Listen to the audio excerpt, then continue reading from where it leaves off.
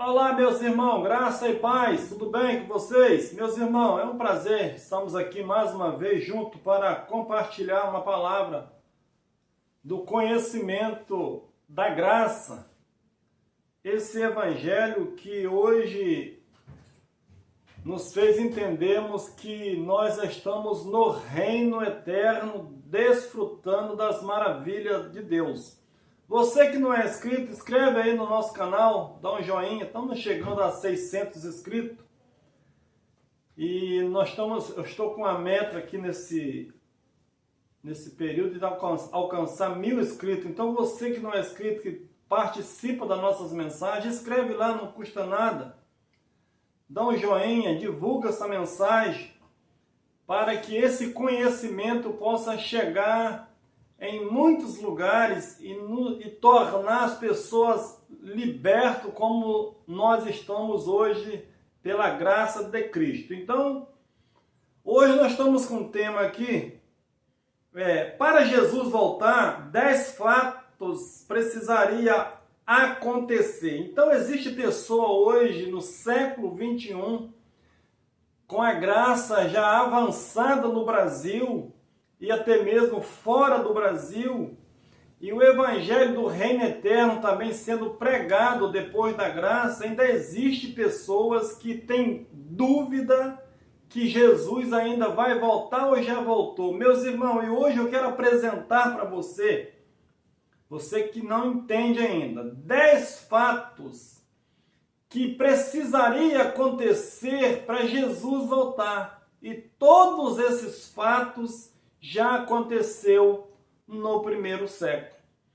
Então eu quero que você, se você não tem esse conhecimento, às vezes você vê uma mensagem e logo descarta ela e deleta ela e diz que esses irmãos estão pregando heresia. Mas não é. Deus tem iluminado nossos corações, a nossa mente, para falar desse conhecimento que ficou oculto há mais de 2000 anos. Então você que é da cidade, da roça, você que faz parte de outro país, de outra cidade, você precisa despertar que no mundo que nós estamos vivendo hoje de conhecimento, esse conhecimento precisa chegar até você e a sua família, para você viver o reino. O reino já foi estabelecido desde o primeiro século. E as pessoas ainda estão pensando que vai para o céu. O céu veio até nós. Nós já estamos no reino de glória, reinando em perfeita vitória no Espírito. A carne tem dificuldade. Todos que passam por esse corpo carnal físico, sempre vai ter sofrimento, mas o sofrimento faz parte da natureza humana, mas o ser que existe em nós, esse novo corpo, que é isento da morte, nós já estamos perfeitos e já somos eternos.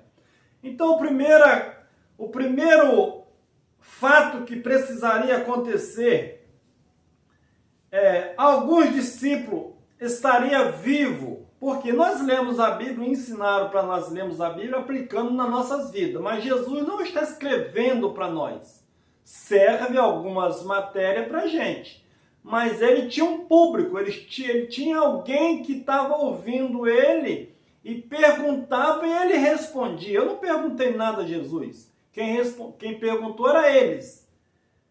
Lucas capítulo 9, versículo 26. Então alguém que estava ali, eles iriam ver aquilo ali. Alguns discípulos estariam vivos. Lucas capítulo 9, versículo 23. Preste atenção. Porque quem se envergonhar de mim e das minhas palavras, dele se envergonhará o Filho do Homem quando vier na sua glória e na do Pai e dos santos anjos. Então, quem envergonhasse de Jesus ali Jesus também se envergonharia deles quando ele viesse na glória do Pai junto com os anjos. E o verso 27 é que é a bomba.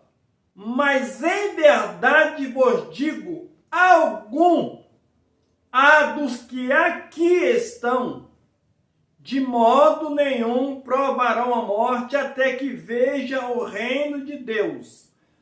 Será que Jesus errou? Ou ele estava falando para um grupo que estava ali, e ele estava afirmando que algum do que ali estavam não ia morrer até que visse ele vindo na glória do Pai e com os anjos, e alguns que estavam ali não provariam a morte. Mas esse versículo ficou adormecido na mente do povo há 2000 anos atrás, e sempre que leram para nós, eles incluem nós. E já tem 2000 anos de história, e sempre vai incluindo, e sempre vai incluindo. Até quando, meus irmãos? Acorda! A obra de Deus já foi concluída. Nós precisamos reinar em vida e em perfeita vitória. Segundo passo, segundo acontecimento que precisaria acontecer, o sumo sacerdote que interrogou Jesus iria ver ele vindo. Marcos capítulo 14, versículo 61. Ele, porém, permaneceu calado e nada respondeu. Tornou o sumo sacerdote interrogá-lo, perguntando-lhe: És tu o Cristo, ou Filho de Deus bendito? O sumo sacerdote, interrogando ele, perguntou. Respondeu-lhe Jesus: Eu sou, e verei o Filho do Homem assentado à direita do Pai e vindo com as nuvens do céu. Então Jesus estava dizendo que ele ia ver, aquele sacerdote, ele ia ver Jesus vindo. Ou esse sacerdote está vivo, ou Jesus não veio. O que você prefere? E aí no verso 63, 64, aquele sumo sacerdote rasgou a veste porque Jesus estava declarando que ele era Deus e ia julgar ele. Então por isso ele se indignou. Para que precisamos de provas? Olha a blasfêmia que ele disse. Que ele vai vir sobre as nuvens. Nuvem para os judeus era juízo e justiça. Jesus estava falando para aquele sacerdote: você vai ver na minha vinda, eu vou trazer juízo e justiça sobre você, e eu vou te julgar. Essas eram as palavras dele. Terceiro acontecimento, aquela geração estaria viva. Meus irmãos, quando nós lemos a Bíblia, nós queremos encaixar nossa geração dentro da geração do primeiro século. Isso não existe. Qualquer professor de português, ele vai entender que Jesus não está falando para nós. Era aquela geração. Marcos capítulo 8, versículo 34. Porquanto qualquer que entre esta geração, você estava entre aquela geração, eu estava. Qualquer que entre esta geração adúltera e pecadora se envergonhar de mim e das minhas palavras, também ele se envergonhará, o Filho do Homem, quando vier na glória do seu Pai com os seus santos anjos. Então, aquele que envergonhasse de Jesus ali das suas palavras, quando ele viesse, Cristo ia se envergonhar deles também. Ele seria julgado. Quarto acontecimento, os discípulos estariam vigiando. Jesus disse: vigiai, porque a minha vinda vai dar uma hora que vocês não penseis. Será que os discípulos estão vigiando até hoje? Mateus, esse acontecimento se encontra em Mateus 24, 44. Por isso ficai também vós apercebido ou vigiando, porque numa hora em que não penseis, virá o Filho do Homem. Então Jesus diz, olha, vigiai e orais, porque eu vou vir a hora que vocês não esperam. Eles não sabiam o dia nem a hora, mas os sinais provariam que era naquela geração. Mas o mundo insiste nessa teologia transpassada, furada, querendo encaixar uma igreja do século XXI dentro do sermão do século I, neutralizando os ouvintes daquela época e dizendo que ele vai vir na nossa geração. Vem minha geração, vem outra, ele nunca vem, porque ele não vai vir, ele já mora conosco. Se Cristo vai vir, completar o que em nós? Se a cabeça é ele, nós somos o corpo. Existe um corpo sem cabeça? Se Cristo é o cabeça, nós somos os membros, o cabeça pode estar longe do corpo ou dos membros?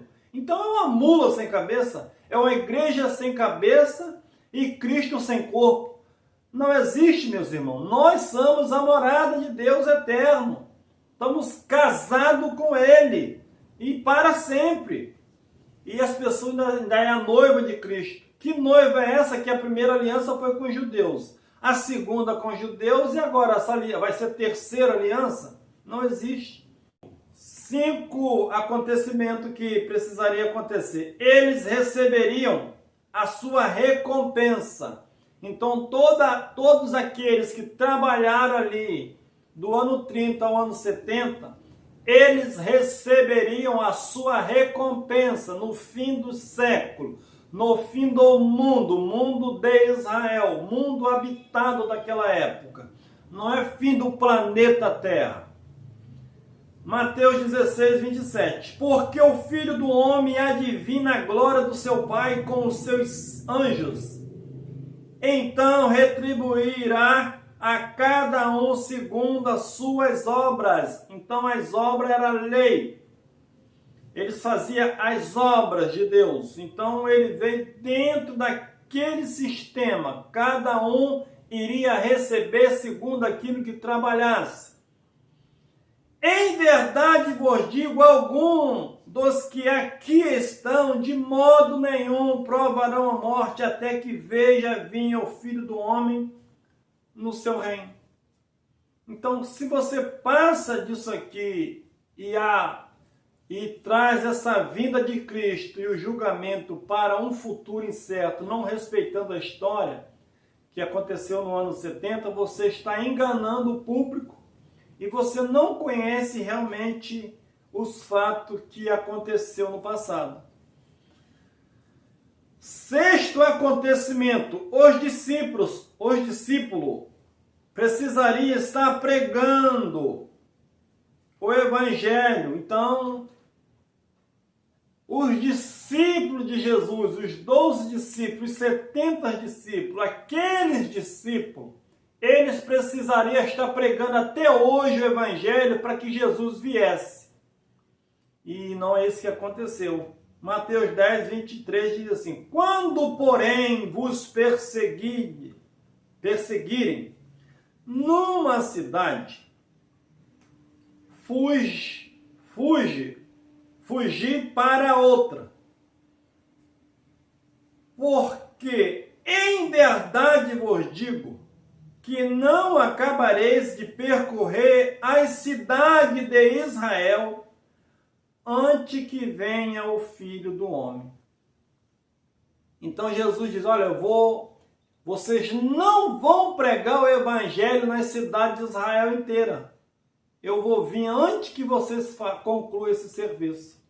Porque os discípulos, os 12 discípulos, meus irmãos, eles não pregaram aos gentios.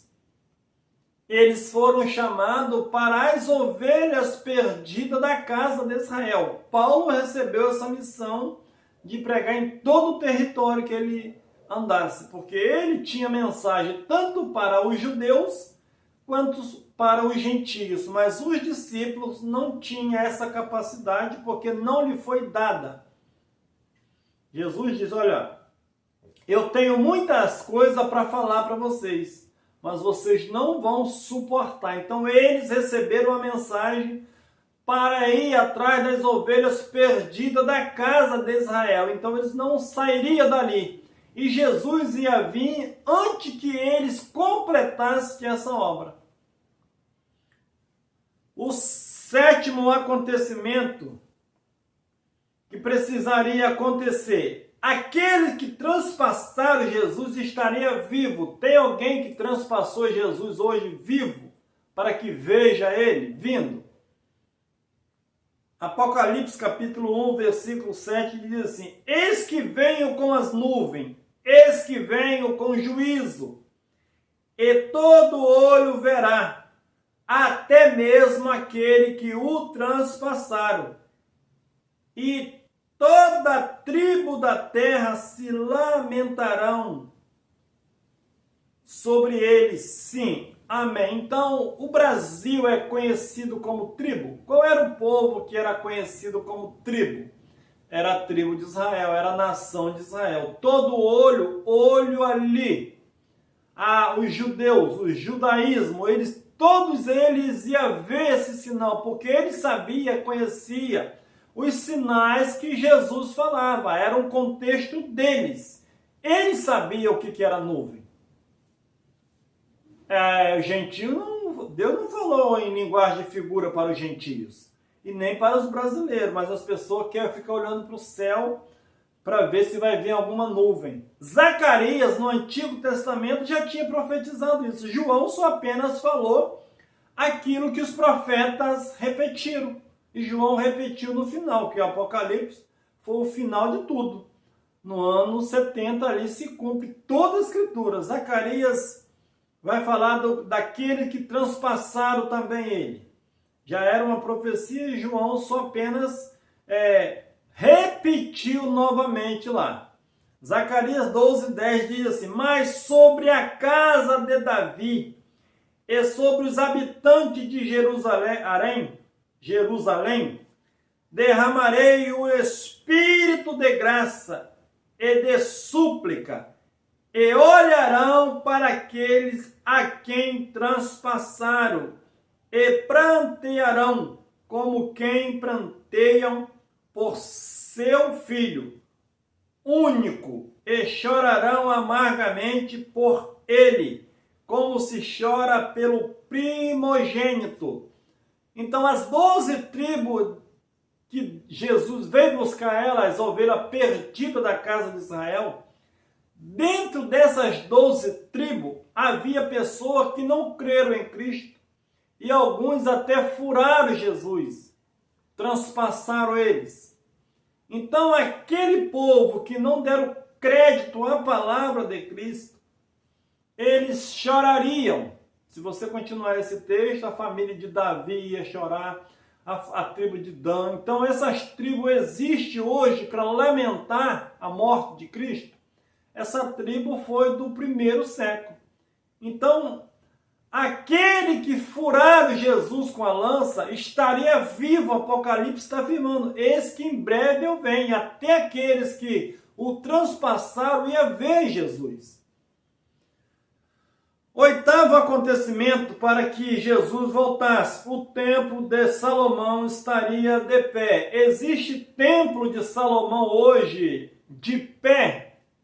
E como é que Jesus está voltando? Que é hoje, quando tem uma fatalidade, Jesus está voltando. Mas se realmente isso fosse verdade, a prova verídica que Jesus iria voltar, o templo de Salomão tinha que estar edificado, pelo menos para maquiar essa mentira que ensinaram para nós. Agora o templo já foi destruído, tudo acabou, e agora eles levantam de novo e quer trazer Jesus de volta. Será que Jesus não foi suficiente para começar a obra e terminar ela? Com 40 anos, igual aconteceu lá, a mesma contagem quando o povo saiu do Egito, é a mesma coisa, a história se repetiu lá. Mas as pessoas querem repetir elas hoje. Por quê? Porque se ela realmente ensinar essa verdade, ele vai desmontar todo o exército para trás. E aí vai se firmar em quê? Hoje as pessoas só se reúnem, só é igreja porque está esperando Jesus. E se eles descobrissem que Jesus não vai voltar, já mora em nós, que o diabo é adversário e que o inferno foi inventado por Roma, o que as pessoas buscariam nesses lugares? Buscaria conhecimento, mas quem se destaca no conhecimento é rebelde e herege, então quando que o mundo vai ser liberto dessa mentira? Porque hoje quem prega a verdade é o herege, quem prega a heresia é o santarrão, é o verdadeiro. Então, o templo de Salomão precisaria estar de pé novamente. Marcos capítulo 13, versículo 2, que diz assim: ao que Jesus lhe disse, vê este grande edifício, não se deixará aqui pedra sobre pedra que não sejais derrubado. Então Jesus profetizou que aquele templo ia cair, ele ia voltar, ia dar fim ao sacrifício, destruir aquele templo, acabando com as leis de Moisés e levando todos de volta para o Espírito. Agora não seria mais pela lei, o fim seria daquela velha aliança, transportando o povo para o reino eterno, e o seu reino nunca teria fim.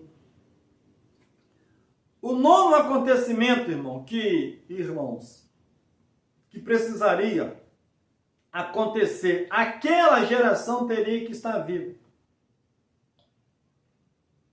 As pessoas, quando dizem, olha, não passará esta geração, ele já olha para a geração dele. Passou 1000 gerações. Quando lê Mateus 24, 33, 34, ele olha para a geração dele. Todos olham para a geração deles. Todos que passaram entenderam que esse versículo falava com ele. E Jesus está vendo na minha geração, né? E aí minha geração, geração do neto, tataraneto e tatara, vai embora e nunca acontece, porque já aconteceu. Então aquela geração precisava estar vivo, porque Jesus falou, eu vou cobrar dessa geração, não é a minha geração. Mateus 24, 33 diz assim: igualmente quando vides todas essas coisas, eles iriam ver, sabei que ele está próximo mesmo às portas. E o verso 34 é a bomba de Hiroshima, né? Em verdade vos digo que não passará esta geração sem que todas essas coisas se cumpram. A coisa mais difícil que você vai ver é um futurista interpretando esse versículo 34. Ele fala de Mateus 1 a Mateus 34, 40, mas o 34 ele não fala. Porque ele não sabe interpretar, ele sabe que ali Jesus está falando para aquela geração, e se falar do 34, desmonta qualquer sermão. Então eles pulam e vai para outros textos. E aí as pessoas também não observam, não tem esse conhecimento e fica acreditando no sermão de Mateus 24, que já aconteceu há quase 2000 anos. 10. Alguns ouvinte de Tiago estaria vivo. Será que tem alguém que ouviu a carta de Tiago lá? A primeira carta que foi lançada lá. Será que tem alguém daquela geração que está viva até hoje? Tiago 5, versículo 7, que diz assim: portanto, irmãos, sede paciente até a vinda do Senhor. Eis que o lavrador espera o precioso fruto da terra, aguardando com paciência até que receba as primeiras e as últimas chuvas. Então, Tiago está dizendo, sede paciente, porque ele prometeu, ele vai vir, espera que ele vai vir. Sede vós também, o verso 8, sede vós também paciente, fortalecei os vossos corações, porque a vinda do Senhor está próxima. Próxima é 2000 anos. Então esses versículos que, quando eu me deparei com esses versículos, eu joguei logo aquela teologia que eu defendia no lixo, porque não tem verdade nisso. É engano e engano para enganar a massa e esperar Jesus, que nunca vem, ele já mora em nós. Já concluiu a sua obra. 1 Timóteo 6,14. Aqui guardes este mandamento, sem mácula e irrepreensível, até a vinda do nosso Senhor Jesus Cristo. Então Paulo estava ali dando uma instrução para Timóteo. Timóteo, guarda este mandamento até a vinda do nosso Senhor Jesus Cristo. Será que Timóteo está lá guardando esses mandamentos? Porque Paulo tinha certeza que Timóteo ia esperar, porque todos eles esperavam Cristo. Por quê?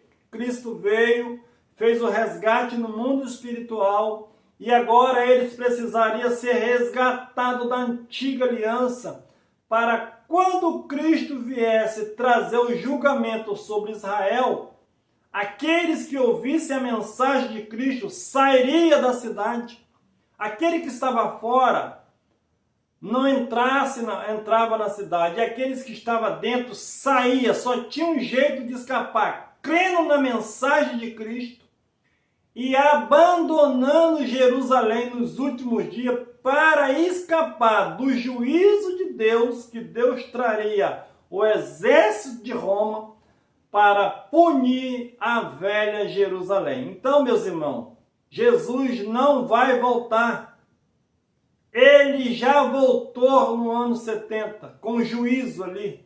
Ninguém viu ele com o olho mesmo, viu o juízo de Deus descendo sobre a nação de Israel. Era como Deus fazia nas outras nações, quando Deus vinha no Egito, quando Deus ia na Síria, era levando juízo. E a mesma forma que Deus trabalhou no passado, ele trabalhou também trazendo juízo para Jerusalém. Essa foi a vinda de Cristo, vindo na glória do Pai, trazendo juízo, acabando com aquela antiga aliança e estabelecendo o seu reino eterno.